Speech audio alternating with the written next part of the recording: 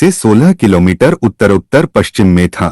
सुबह लगभग 11:50 बजे IST यह भूकंप आया, जिसके कुछ ही मिनटों बाद 6.4 तीव्रता का एक और झटका महसूस किया गया। इसका प्रभाव पड़ोसी थाईलैंड में भी देखा गया। म्यांमार में मौत का आंकड़ा 144 तक पहुंचा।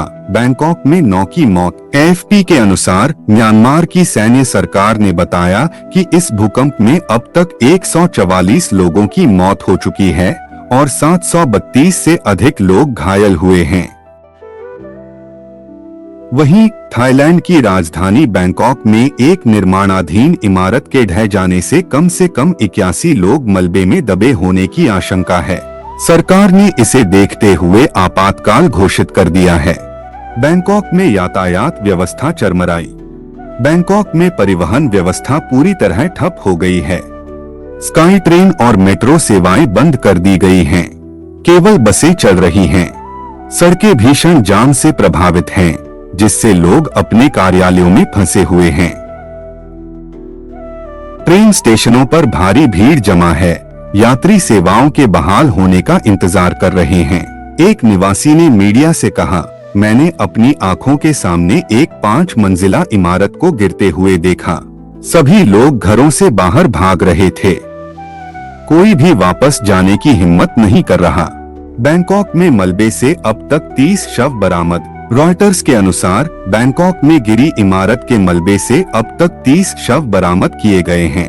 पहले रिपोर्ट में 8 लोगों की मौत की पुष्टि हुई थी, लेकिन अब 80 से अधिक लोगों के लापता होने की खबर है। एक स्थानीय व्यक्ति ने बताया, हम मलबे के अंदर से मदद की पुकारें सुन सकते हैं, लेकिन बचाव उपकरणों की कमी के कारण हम उन्हें निकाल पाने में असमर्थ हैं। पर हम रुकेंगे नहीं। अमेरिकी राष्ट्रपति डोनाल्ड ट्रंप ने मदद का आश्वासन दिया। शुक्रवार को अमेरिकी राष्ट्रपति डोनाल्ड ट्रंप ने कहा कि उनकी सरकार म्यांमार प्रशासन के संपर्क में है और अमेरिका उनकी सहायता करेगा। रॉयटर्स की रिपोर्ट के अनुसार अमेरिका की अंतर्राष्ट्रीय विकास एजेंसी USAID बचाव कार्यों में मदद के लिए थाईलैंड में राहत टीमें भेजेगी। पिछले महीने ट्रंप प्रशासन ने अंतर्राष्ट्रीय सहायता के लिए अपने बजट में कटौती की थी, लेकिन अब वे म्यांमार के लिए विशेष राहत भेजने पर विचार कर रहे हैं। गृहयुद्ध से जूझ रहे म्यांमार के लिए दोहरी आपदा।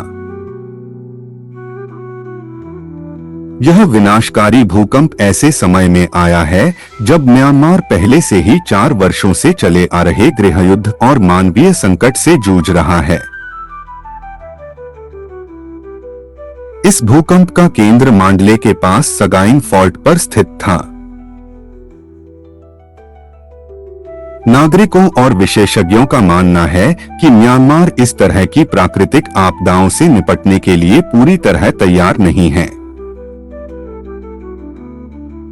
म्यांमार में असली नुकसान का पता लगने में हफ्तों लग सकते हैं। अंतर्राष्ट्रीय बचाव समिति IRC के म्यांमार निदेशक मोहम्मद रियास के अनुसार इस आपदा से हुए असली नुकसान का पता लगाने में कई हफ्ते लग सकते हैं। उन्होंने बताया कि संचार और बुनियादी ढांचे को हुए नुकसान के कारण राहत और बचाव कार्य बाधित हो रहे हैं। गांवों में सबसे ज्यादा तबाही। रिपोर्ट। BBC की रिपोर्ट के अनुसार सबसे अधिक विनाश म्यांमार के ग्रामीण क्षेत्रों में हुआ है। मांडले से भी बुरी स्थिति गांवों की है। अकेले बोने ओए गांव में 100 से अधिक लोगों की मौत हो चुकी है, एक स्थानीय स्वयंसेवक ने बताया। छोटे छोटे भूकंप के झटके अब भी महसूस किए जा रहे हैं।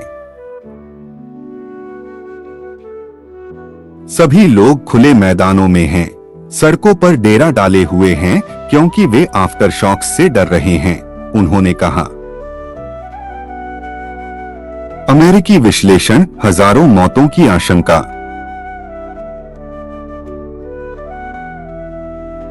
एक अमेरिकी एजेंसी के अनुमान के अनुसार इस भूकंप से म्यांमार और थाईलैंड में हजारों लोगों की मौत हो सकती है और आर्थिक क्षति भी भारी होगी।